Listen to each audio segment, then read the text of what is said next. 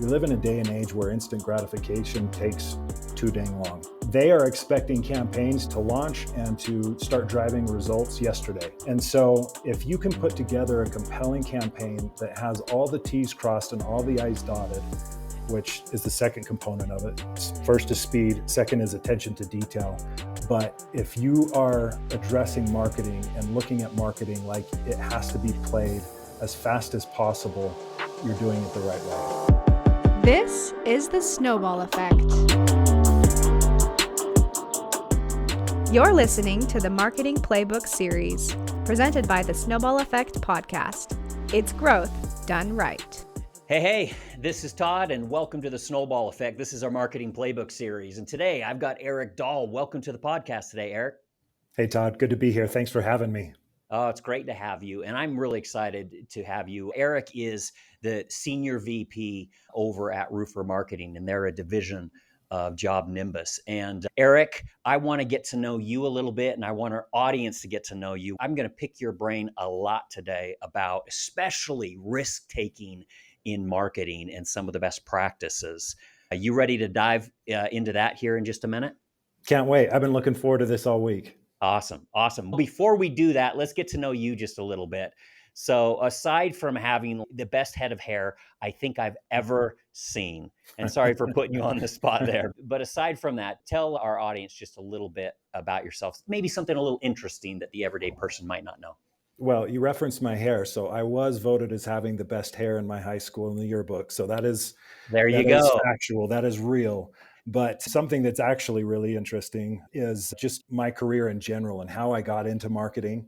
And I think that the way that I describe it to people is that there's two chapters. I first started off in real estate investment, and I was this 20-something kid who early on in the 2000s, so call it 2005, 2006, the real estate market was white hot, and I just thought that things were going to get better and better and that I was indestructible, and really was just riding this wave that I thought was never going to end. And then, as we know, 2008, 2009 came along with the recession and woke me up, proved to me that I am human after all, and forced me to really reevaluate and decide what I wanted to be when I grew up. And so that was a sobering place to be. And I looked at it from the standpoint of my father was in advertising, won every award in the book in the 80s and 90s, TV and radio spots, kind of the Don Draper of his agency, if you will, with morals I'll throw in.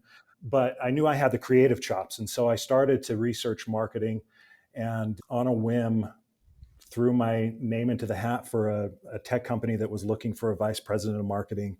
Should have never gotten the job, but the CEO's exact words were, "We're willing to take a risk on you, Eric." And so that brings it all home with the theme of today. He took a risk on me. And so because of that, I'm here and happy to be on this podcast where we're discussing risks in marketing. That's going to be really exciting. So you're second generation marketing. So I want to ask you about that. Do you remember anything from your childhood, any marketing campaigns that your dad worked on or anything like that? Anything come to mind? Oh, absolutely. So I think that the two big ones that come to mind, the biggest client that my father worked with was the Church of Jesus Christ of Latter-day Saints. And the reason that I bring that up first is because he won a Cannes Lion for one of the campaigns he did with them. He also won a Clio for one of his campaigns and did tremendous work for the Mormon Church. And so if you remember any of those television commercials from the 80s and 90s, my dad likely had a hand in it. And of course, the other large client that he worked with was Major League Baseball, that was near and dear to my heart. And so I, to this day, have a lot of autographs from the all-star players that he filmed commercials with, people like Nolan Ryan and others like Jose Canseco, who their legacy hasn't quite aged as pretty in time. Ozzie Smith, just to name a few of them. But oh, wow, those are some legends. Drug abuse notwithstanding amidst some of them, or performance-enhancing drug allegations notwithstanding. Exactly. So you look back on it with hindsight, but for a 12, 13-year-old boy to watch his dad work with the all-stars of Major League Baseball, that was pretty cool. That's insanely cool. So I just remember watching TV and seeing some of those old commercials of the family. It's about time type of stuff. Yep. Did he have any hand in those types of things? So ironic that you say that. Family, isn't it about time? That was a line that he crafted. No So kidding. he That's came up with that incredible. slogan. That's Yeah. incredible. So Oh. So on a different end of the moral spectrum, like you said, with yes. your Mad Men type of reference, definitely on the other side of the spectrum there, but that's incredible. How cool. So now I want to dive a little bit into something you're passionate about. You talked about your passion about marketing, right? And Yes. kind of you're stumbling into it and then finding out, hey, wow, I've got some ability here. But I want you to tell me something that you're really passionate about. And then, Eric, I'm going to ask you to use your best communication and marketing skills and pitch me on why I, Todd, should be as passionate about this thing as you are. I think that to preface it, we have to start by saying there's quite a difference. So anytime that somebody clumps sales and marketing together, you're already at a disadvantage. We're all in sales, but I am not the greatest salesman in the world. But here's what I'm passionate about. I am passionate about shoes and have been pretty much my whole life. The term sneakerhead, I like to refer to myself as an OG sneakerhead, and addiction is real. I'm here to tell you that I have had primarily Nikes, but the amount of Nikes that I have cycled through during my lifetime is stupid and almost embarrassing, but I'm still passionate about buying more and more shoes, which my coworkers are aware of. And I'm also feeling a little bit like an enabler of sorts because I've seen some of my coworkers fall into the same traps after I've told them how I acquire my shoes. And so there's a part of me that is proud, and then there's a part of me that realizes that I'm helping my coworkers to make poor life choices in acquiring so many shoes. But here's, I think, at the core of it, the reason that I love collecting shoes so much is it's an expression. And so going to church, if you're wearing black shoes, like that's the expectation. But I feel like in normal life, day to day, we can wear whatever we want. And I am not an outlandish personality so much. However, I do love wearing shoes that catch attention. And so here's the way that I would liken it, Todd, is I'm looking at your watch band. I noticed that early on when we got on. It's bright orange. It sticks out and it's a conversation starter. And so I believe that with shoes, it's in the same category where I am, as marketers, we have to, and this kind of goes into what we theoretically are going to cover, but you got to have attention to the details. And so whether it's watches or whether it's shoes, those details tell a lot about a person. And so I like to express myself through shoes. I have an addiction to buying new shoes, and for better or for worse, that's something that I'm very passionate about. You make a really good case as a conversation starter. And then the nice thing is you can dress as conservatively or as plain as you want, but if you're rocking some nice kicks, then it upgrades the entire outfit, right? It So does. It does. And so if you don't like sneakers and don't like the attention to your feet or to shoes, I understand. But for me, I feel like it's just, yeah, it's the icing on the cake of a nice outfit. I love it. I remember an interview with Steve Martin, and he's an old time comedian, and he laughs about he came out wearing like some cool outfit or suit or new suit or something like that, and someone made a comment, and he said, "Well, the older this gets, the better this has to get." Yeah. And so I kind of live by the same thing. Like the older this gets up here, it's better to draw attention down to the feet. If I we might steal that line because, yeah, I'm feeling it, man. The older I get, the better I was. That's right. That's right. That was an awesome example of, first of all, just some of your background, but then something that you're really into now. But you've had a really cool journey. And so I'm really excited to just jump in and ask you about risk taking in marketing. We know as marketers, there's all these best practices that have kind of proven themselves over time. But I want to ask a little bit about a time when maybe you've had to break free of some of these best practices and just try something risky. And then how did it play out? Yeah, I think that that's something that we as marketers, just to tell a quick story, on that first marketing job that I was hired on for, we were in a conference room and they had flown in all the executives from around the country because everybody was located throughout different parts of our country. And I remember the guy who got up at the beginning of that meeting said a few words, and these were the first words that came out of his mouth. He was this well known consultant, but he said, at its core, this company is a marketing company. And I felt every set of eyes turned towards the new guy who I'd been on the job for maybe just a week or so. And I knew at that time that my job was going to get even more difficult, that I was going to be under the microscope to a greater capacity.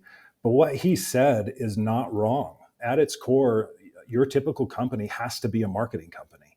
And so to stand out from the rest, we're expected as marketers to be the creatives, to come up with ideas and to really prime the pump with creativity that is not going to be stagnant over time. And so one example comes to mind when I was hired on as a consultant myself with a product-based company here in Utah. Their worldwide headquarters are in Utah County. And they had been running some ad campaigns where all they wanted to do was just go through product features over and over and over again, which were very impressive. But the risk that I had in coming in, and I felt a little bit more liberated to come in with really some creativity, but I told them that they were approaching their ads all wrong because they needed to focus on the emotions, on the output of the emotions rather than the core features of the product.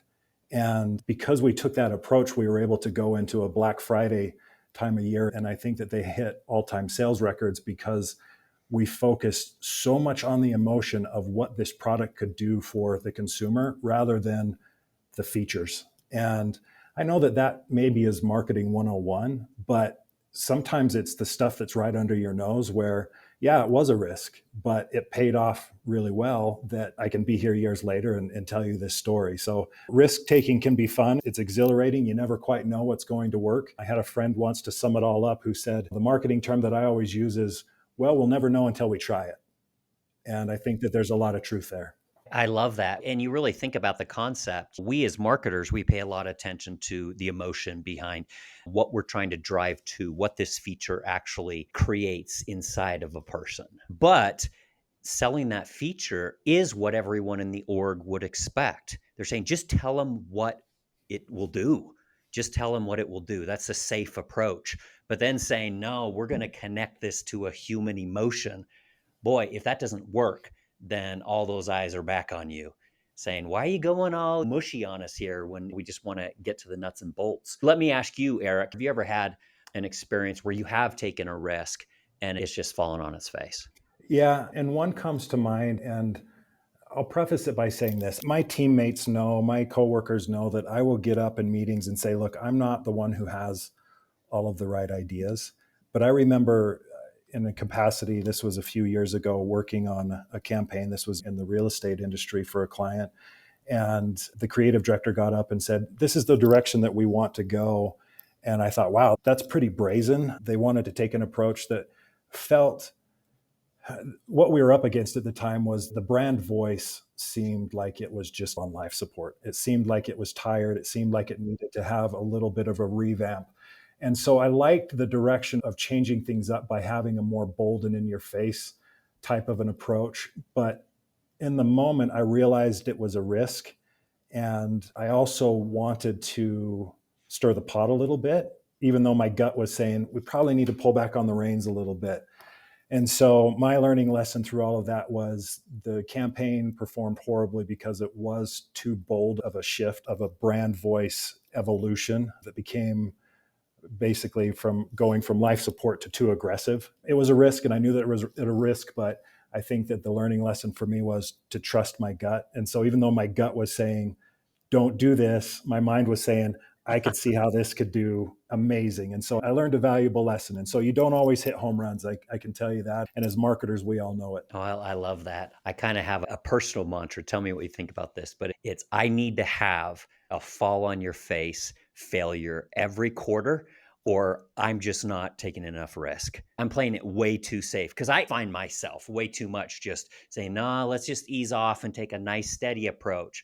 But if there's not some campaign or something that I've tried that I'm a little bit embarrassed by looking back on, then I'm probably not pushing enough. I love that, though. That's a failing fast type of a strategy. And I think that there's some brilliance to that, if not done recklessly, right? And so, Right. yeah, it opens up the jar of creativity. If I'm hitting singles and doubles, so to speak, I'm happy and I'll continue to go down that path. But sometimes you got to swing for the fences. It's really nice because as you're trying to get your teammates to take risk and to throw ideas out there, it's really nice to laugh at yourself and say, remember that idea that I had that fell on the face? So when I say we're brainstorming the good, bad, and ugly, I Yeah, mean it. Like, hopefully I'm putting my money where my mouth is. sure.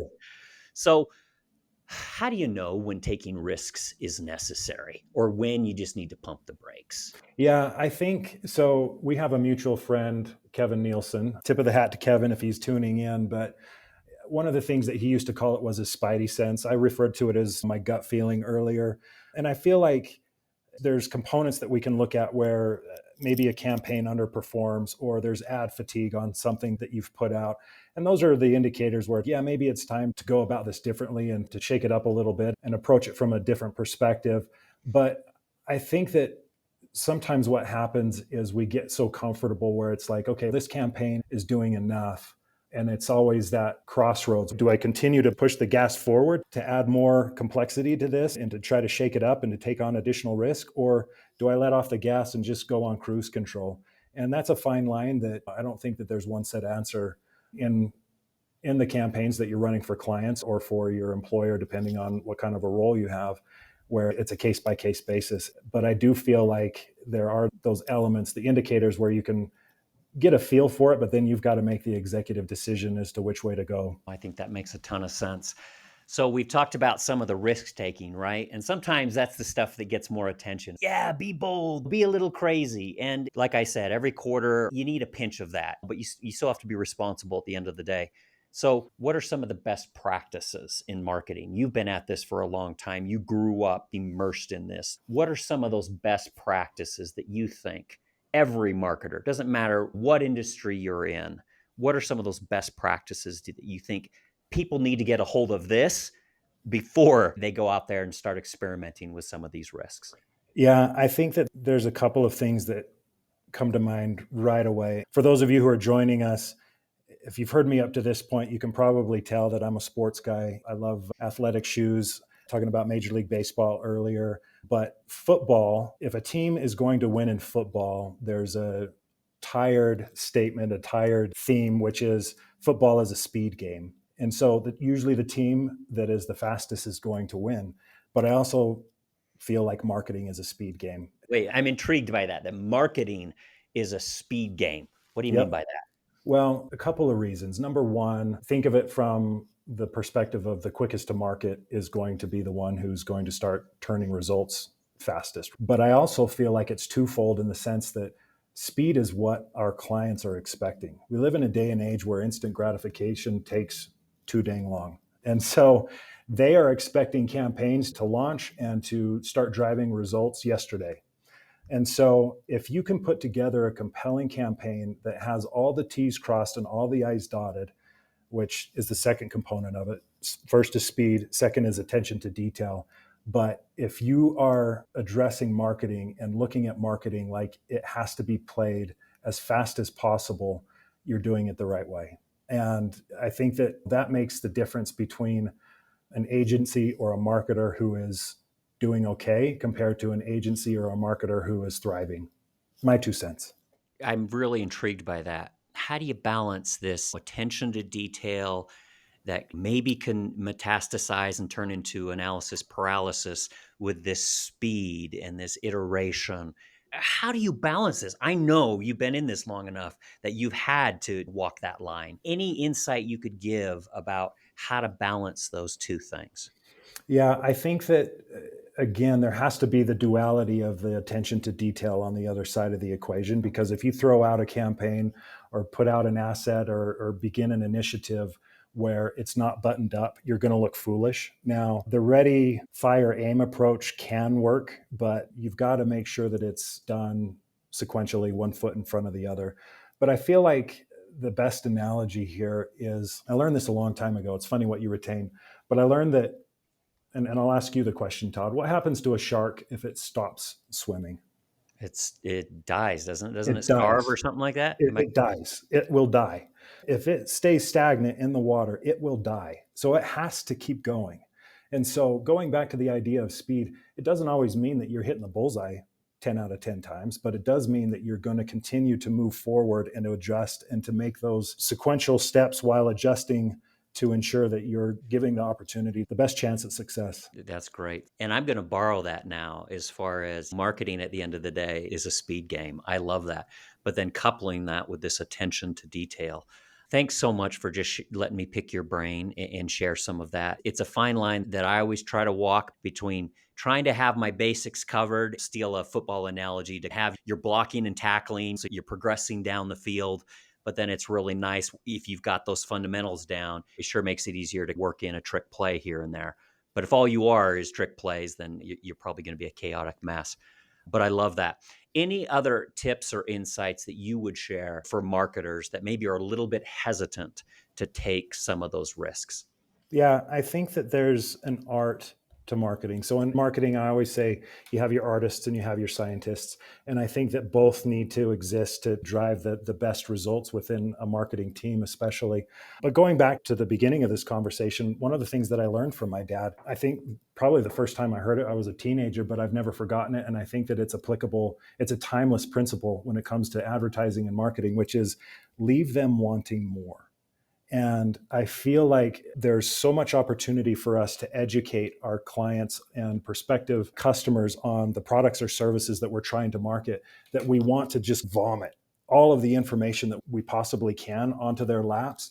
But in doing so, it does so much more harm than good. And so getting them on the hook and leaving them wanting more, there's such an art to that. But if you can do that compellingly, where if you're leaving them wanting more and you've created messaging that resonates, that rises above the white noise of everything else that's going on and all the other messages that somebody comes in contact with day to day, then you've done your job. But leaving somebody wanting more is a challenge. It's an art, but that's where I feel like the special sauce is. I love that. That leads right into my last question here. On a personal note, Eric, let's say you were to run into that scared Eric that's starting his first marketing gig, right? When they said, hey, this company is actually a marketing company, and you feel those eyes turn and look on you, and you're going, look, oh man, this just got real. If you could go back and talk to that young Eric, what advice would you give him? Yeah, I'll tell you a very quick story where it wasn't Eric going back and putting his arm around Eric, but it was a mentor of mine, a man by the name of Jeff Ashley. And he knows that he is a saint in my life forever, but he was the one who taught me so much about marketing when I started in that role. I've kept in contact with him, but he was brought on to help me with my marketing career early on. And I'll never forget, Jeff came into my office. At the time, Jeff was probably early to mid 50s. And I was looking at this guy going, he has twice the amount of energy that I have. And he talks twice as fast as I do. But he came into my office the first time and he's pacing back and forth. And he picks up a whiteboard marker and starts scribbling on my whiteboard. And he wrote 3 words on my whiteboard. And he pointed at those 3 words and he said, Eric, this is how we win. This is how we hit home runs. And the 3 words were create, validate, and replicate. Those 3 words are so timeless for a marketer. And for me, that's my recipe, where it doesn't have to be anything grandiose. It doesn't have to be super complex. But if you take that approach of creating, validating, and replicating, you are doing your job as a marketer. And hats off to Jeff Ashley for teaching me that. I've tried to teach that to the people who I've worked with. And short of Eric going back and putting his arm around younger Eric to point out the game plan, I think that Jeff Ashley took it a step further, because to me, that was right on the money. I love that. I'm not even going to air this podcast, and I'm just going to steal all these insights and claim them as my own, because I love this one too. Create, validate, and replicate. You could talk for an hour about each one of those, right? Yes. And in different facets of marketing and your marketing mix and plans, and all of it is relevant. I love that. For the marketers out there, listen to that. And if you're new in this industry, if you can nail those 3 things and just learn how to create endlessly and then validate those things that are working, and then learn how to scale that and replicate it and do it over and over, that's a formula for success. I love that, Eric. I am actually going to steal that. Watch my LinkedIn. That you may see a post where I'm just like, hey, Good. I was just driving around and these are just some thoughts, 100% mine, that I had. I actually really, really like that. Thank you so much for just being so generous with your time and your experience and your wisdom here, your insight for our folks. Now I want to just give you an opportunity to explain exactly what you're doing there at Job Nimbus and the roofer marketing division there. Walk us through exactly what is it that they offer and what really makes you special. Yeah, Job Nimbus is a terrific software company that was formed in 2013 and has had a great run. Job Nimbus is located here where I'm at in headquarters, Lehi, Utah.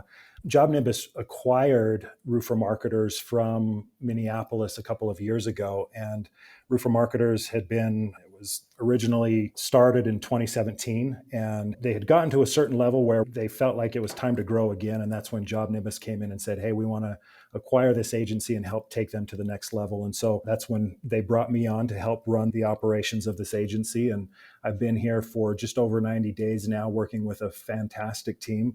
We are getting bigger, faster, stronger with each passing day. And I love being here. But we offer the best marketing services to roofer companies right now. And looking forward to some tremendous growth over the next few years here at Job Nimbus. So you roofers out there, if you want to keep this conversation going with Eric and his team, reach out to him and see how they can help you grow there. Eric, if people do want to connect with you, what's the best way they can do that? Yeah, so for the company, it's roofermarketers.com. If you want to connect with me personally, by all means, hit me up on LinkedIn and would love to connect. But again, Todd, it's been a real pleasure. I've been looking forward to our conversation. I know it's been several years since we last spoke, but I love what you're creating. I love the episodes that you're putting out and what you're doing at Snowball. So keep up the great work, and thanks for letting me be a part of the process. Oh, Eric, I sure appreciate it. And for those of you out there, go on to LinkedIn, look up Eric Dahl, Dahl. Is that right? You got it. Yep. And follow him. He's got some really great insights. And every once in a while, you get to see his sweet kicks that I guess that there's worse addictions in the world, right? Yeah, it's not like I'm buying cars. You know what I mean? Like, and for car enthusiasts, I didn't mean that as a jab. I'm just saying, yeah, my addiction is out of control, but it could be a lot worse. That's right. That's right. Eric, thanks so much for joining. This has been a great conversation. Thank you, Todd. I appreciate it. For everyone that joined, thanks so much for tuning in, and we'll see you next time on the Snowball Effect. This has been the Marketing Playbook Series. We'll see you.